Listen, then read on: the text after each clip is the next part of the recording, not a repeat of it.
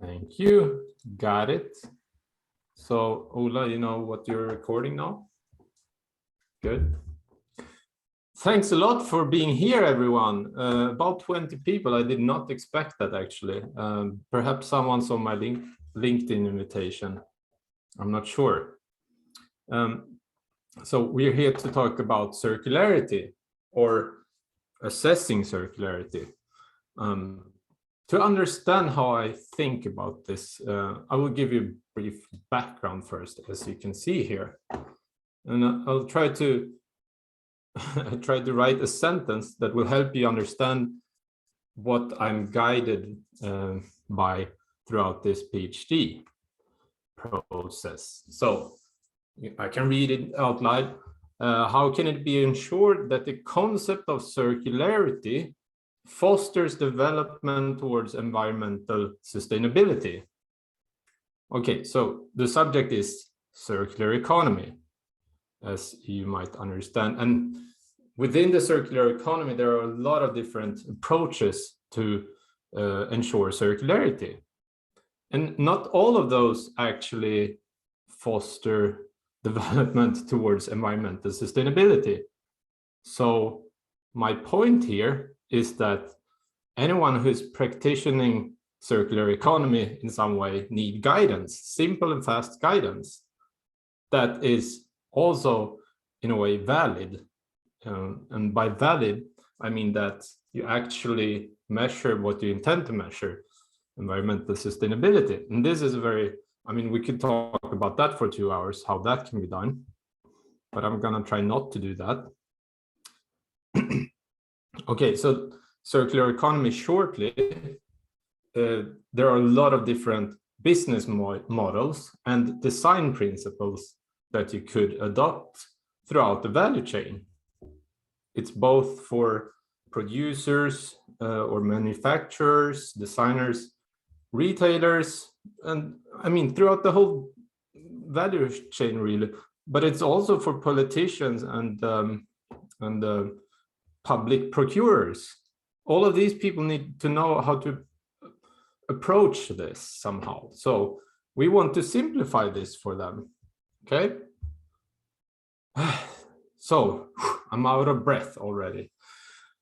Let's have a big breath, and then I want to show you what framework I use to assess sustainability, or sustainability really. And I really like this one, the donut economy, because it's so simple. You have, I've tried to describe this as simple as possible in my head 100 times before this, and I'm gonna give a completely new version anyway. So let's try that. We have an ecological ceiling, like a limit of resources that we can use on this planet, because otherwise the ecosystems fall apart. Okay, simple enough. But there is a problem. We are a lot of people that have a lot of needs. So we need to extract a certain amount of resources. And by resources, I mean materials. And we need to generate energy for these purposes, which could be like roof over our heads. We need food, water, we need to be healthy, and perhaps educated, etc., etc. Okay, so these two dimensions go against each other, but according to this theory, there is a space where we can live safely, and everyone has what they need, but we don't exceed these barriers. But this is very complicated because we require so much resources right now. And what marries these two, like the environmental and social aspect together here, is actually resource use per function. I would like to explain it like that. Or really, we need to understand what function and how much function we have. And everything you see here in the middle, in the social foundation, that's functions, I would say.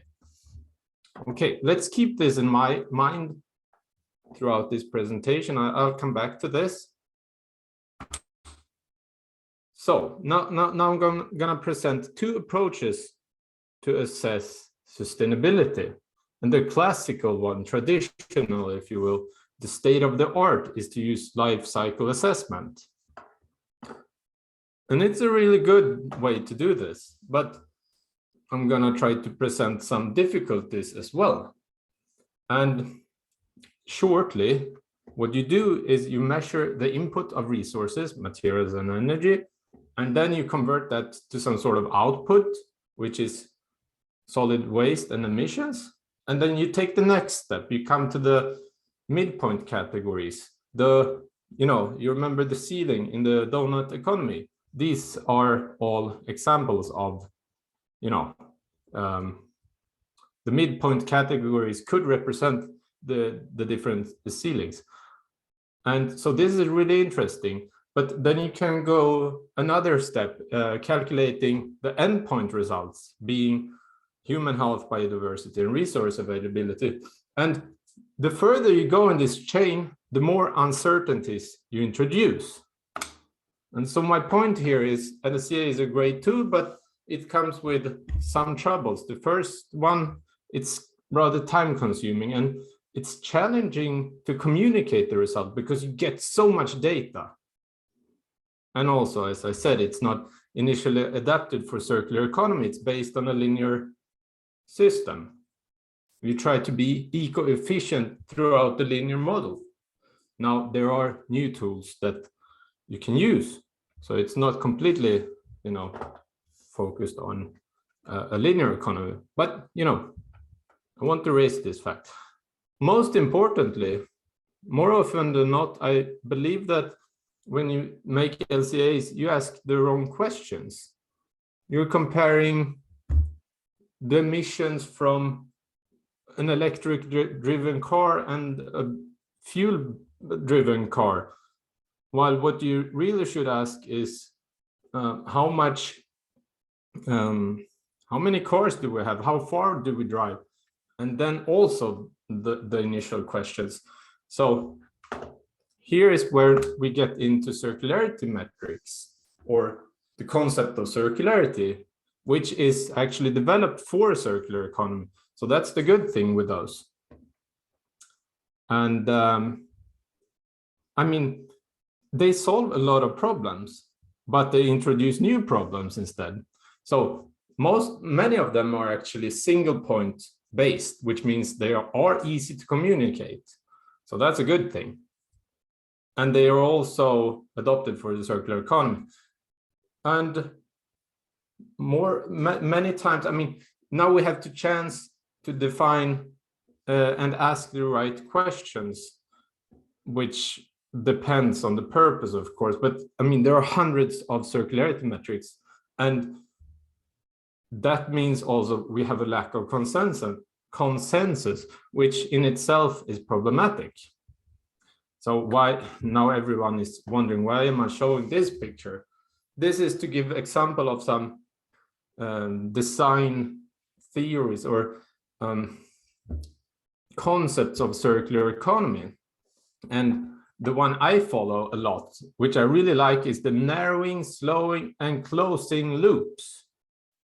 So narrowing is about, and remember the donut economy again, narrowing flows is about reducing resource use per product or the number of products, which is very relevant in many of the circular economy business models.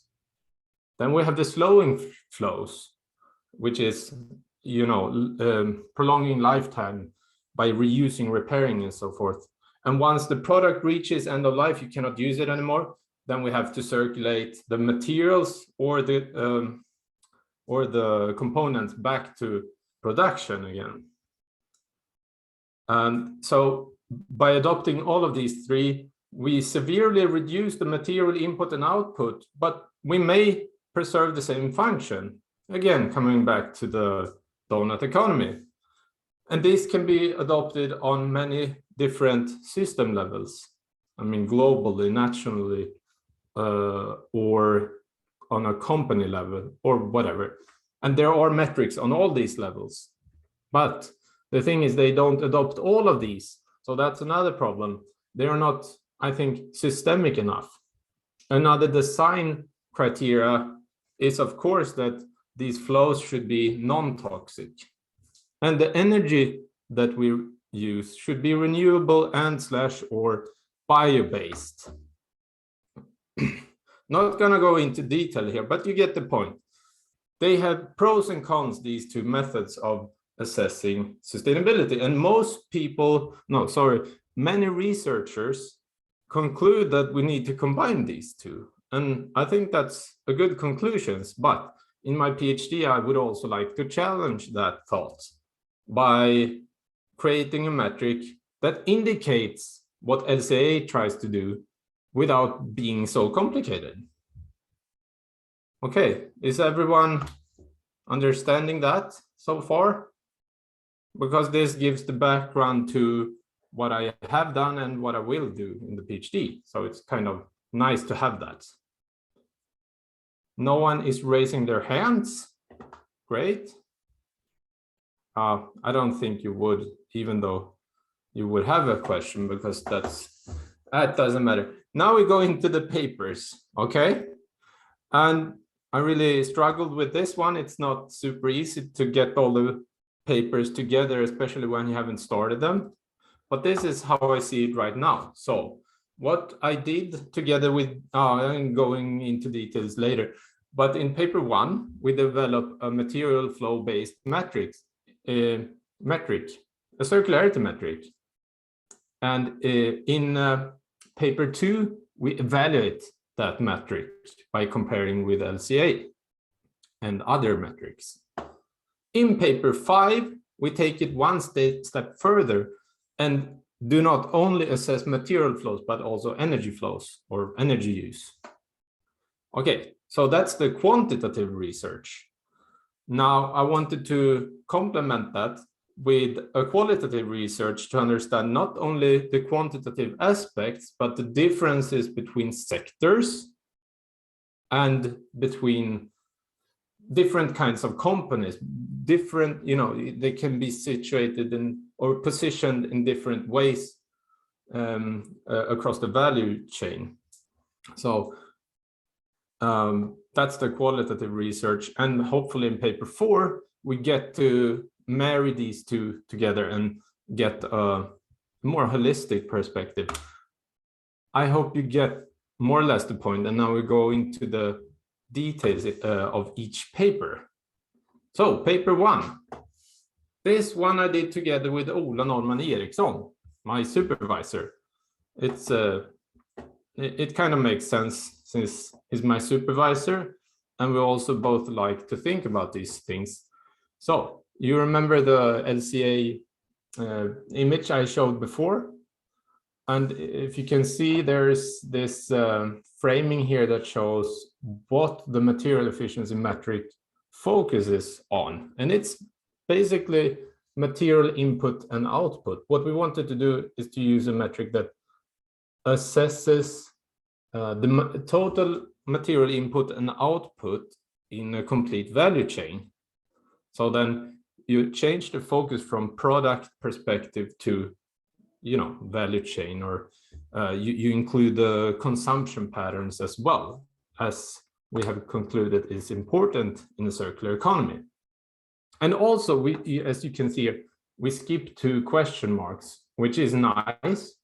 So we don't have to worry about uncertainties, although in some cases it might be bad as well. That's about validity. So we asked ourselves 3 questions when developing this. Is it feasible?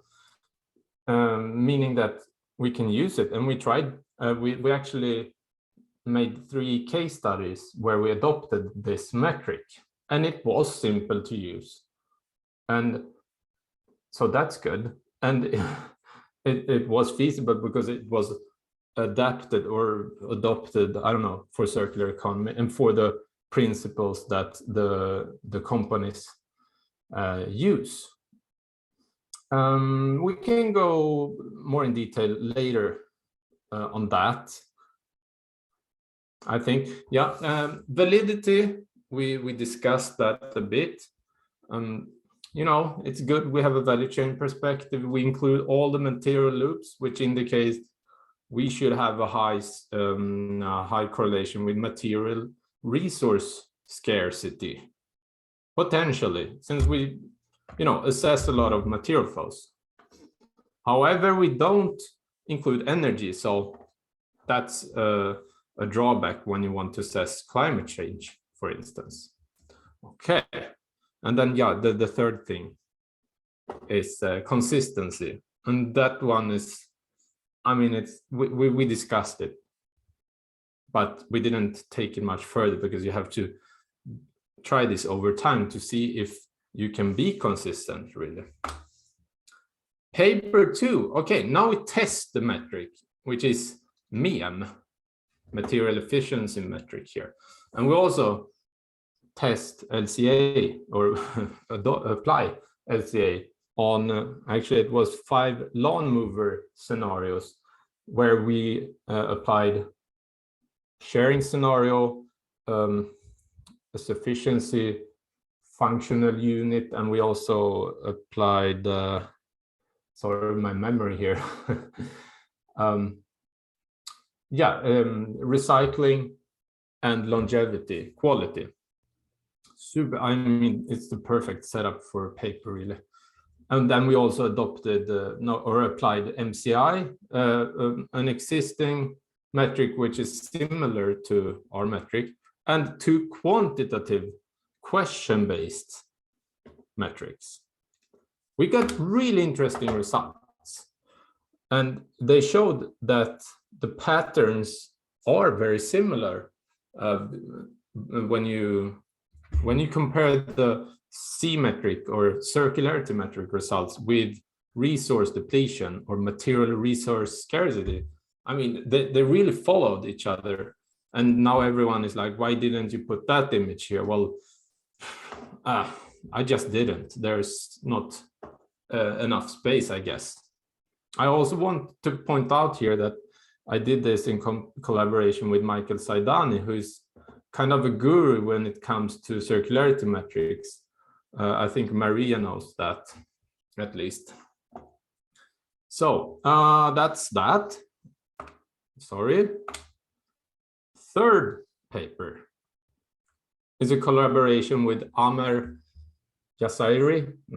Not the best pronunciation, perhaps, but this was the qualitative study, and he really knows that stuff. So I'm happy. He was in one of the courses I took, he was the supervisor. So he really knows how to write a paper in this area. So what did we do here? We interviewed 9 different companies and a total of 18 interviewees. 18 interviews, it's easier to say. And in those interviews, first off,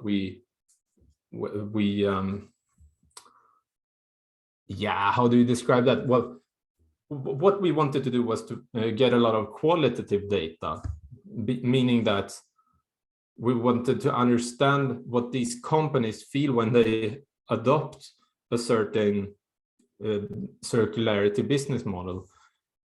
And so we wrote down, I didn't find the word there, the characteristics of these business models in terms of, how do they change material flows, and how do they measure this? What are the drivers when doing this, and what are the barriers? And then we haven't done this yet, but we want to find sector-specific drivers, barriers, etc. But also connected to the position where they are in the value chain, or they are a retailer or manufacturer. Do these things differ depending on that, or depending on size, for instance? So, there's a lot of transcription to do, which is time-consuming and rather boring, actually. But once you get out there, on the other side, I think first off, I have a lot of contacts, which is great for the future, but also a lot of super interesting findings. So what about other aspects of measuring? We need to combine the qualitative and quantitative aspects. Let's say a business model would be perfect in theory in the garment industry, but it doesn't work because of this and that. Well, we get those insights here. And why did I click there? Good. Paper 4. So here is where okay, this one is a potential paper. We haven't started it yet, but I have talked to Nancy Bocken, who she's a guru in circular business models, actually. She has written a lot of interesting papers, but most importantly, the one where she presents, the narrowing, slowing, closing loops. So what I want to do in this paper is sort of using the metric that we have developed and think about the qualitative aspect and maybe create 2 or 3 optimal value chains based on that, how they could look like. This is not completely finished yet, my thought process, but we will do that together. And I've written here, optimizing business models based on material flows. That's part of it, at least. And then the 5th one, this is easy to explain. I want to do this with Ola again, but we want to add energy to the assessment. And really the point here is, this is how I see it now, the first metric we developed could be a great indicator for resource availability. While this one, if you add energy, it could be used as an indicator for climate change. So then the point is here, we develop metrics with specific purposes that are easy to use for that purpose, easier than making a whole LCA. And while doing this, you have to always compare the results with LCA and see if they're better or not. I want to add one thing, and this is really interesting. LCA is not made initially on principles of circularity. So one aspect that might be lost when you make an LCA is that, what about a lost resource? Let's say you put a car in the ocean. I mean, that doesn't necessarily mean you emit something. I'm not sure here, but how would that affect an LCA? I think it would affect a circularity metric a lot more. So my point here is maybe LCA is not always more valid than the circularity metric. So if you would have a discrepancy between those two, maybe it's because, the C metric is not good enough, or it's the other way around. So this is where it gets complex. And that's why I want to dive into that in that paper with Ola. How much time do we have? Not much. You have 7 minutes. Oh, that's perfect. Okay, and now everyone wants to know every course I've ever took here, probably. So I've written them down. The plus sign indicates that I have already taken it, and the minus that I will take it. So the mandatory courses, well, the first 2 ones are really, the basic, the foundation. You learn about quantitative and qualitative. You just, need to understand that, and research ethics as well. And then the 3 next ones, I haven't taken them yet, but they are mandatory. And I guess I will get a bit more insight in it's environmental system analysis. I mean, these are the things I do already, and I get the coaching from Ola, but maybe, you can take a bit further and understand a bit more. But the selective courses is where I can say something interesting. The first 3 ones, so there is the circular economy course at KTH, and a life cycle assessment course at KTH as well. And the 3rd one I took in Linköping, where I actually come from. Those 3 are really good because they both include, the LCA assessment aspect, but also circularity. So this discussion has been very valuable as input for all my papers. And well, the fourth one, that's brilliant. I took a summer school on life cycle approaches. Same thing here. We always talked about LCA and circularity. So that was, I was in Berlin for 1 week, and I learned a lot. I got a lot of interesting contacts with whom I will probably do something in the future. So that was a brilliant course. And the next one too, writing scientific articles. I mean, we went through all aspects that you can want when you write a paper. So I mean, it was klockrent. Perfect. And the next one, Ola was my teacher here. It was a great intro to environmental system analysis. And the next one is just to cover half a point. Let's see if I take that. Time plan, rather important here, right? Oh, let's zoom in a bit. So the first two papers, they are on revision. Actually, paper 1 I'm sending in today. It's a minor revision, so it should be accepted soon, because I've worked on that for 2 years. So anything else would be crazy. The second one, it's I sent it in last week for it was a major revision. And the third one, I want to send that in for the first time before I go parental leave in February. Let's see if that happens. If I do, we're very well on track here. And then paper 4, actually, I'm planning to go to Holland to meet Nancy Bocken. So we would live there for a month or so, I hope. Trying to take the train, I'm promising, but I'm not promising that I will succeed because of kids. I have a 6-month-old and a 2-year-old, and you know, it's a long trip. But let's not get stuck there. In paper 5, I take whenever I have time, probably next year. Or yeah, I get started this year perhaps. Then we have 20 points of courses that yeah, I will take them in the eastern no, autumn heter. So I think that's rather uncomplicated. And then teaching throughout this rest of the PhD. I haven't done so much teaching yet, but I have a lot of you know, will to create videos and inspire new students. That's going to be a lot of fun. And of course, writing dissertation and dissertation presentation may perhaps be done in 2024.